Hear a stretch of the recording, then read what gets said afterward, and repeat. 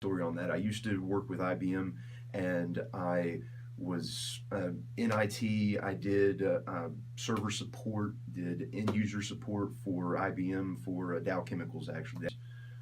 Well, it depends. It depends on the perspective. Like if it's the perspective from the students, then you have as a student, you're volunteering here probably if you're unless you worked your way up to be into a director role, which that's paid. It's not much, but it's a little bit.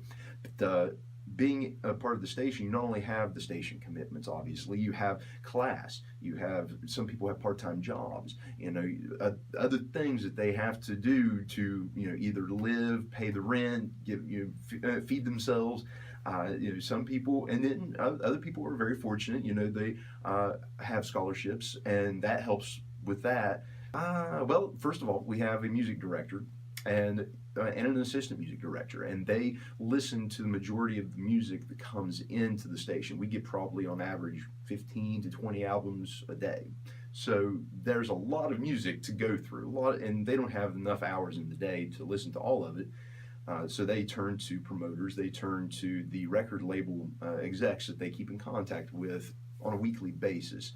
They take all that information and think, okay, this is, even if they don't know of the band, they might be a historically significant band, and they'll put that into rotation, and then that's how kind of the long way around a song gets picked to actually be on the radio. Now that's with us, but that's a different system for commercial stations. It's a little bit more streamlined and a little bit more rigid. You'll obviously hear the same song probably about a half a dozen times throughout the day on a commercial station, but not here.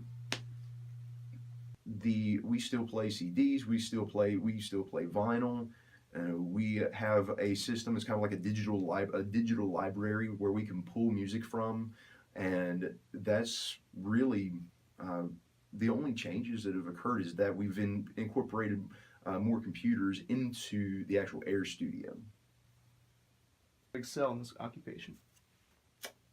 Well, it depends.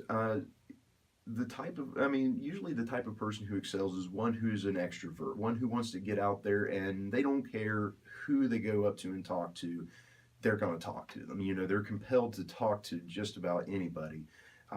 That's the type of person that if they have that ability, then they will do well at the beginning, but they have to have a good work ethic too. So a person who is, willing to take criticism, person who's willing to really work hard at something and build a bigger body of work. It's not going to be an immediate payoff, which is hard for some people because a lot of people want instant gratification.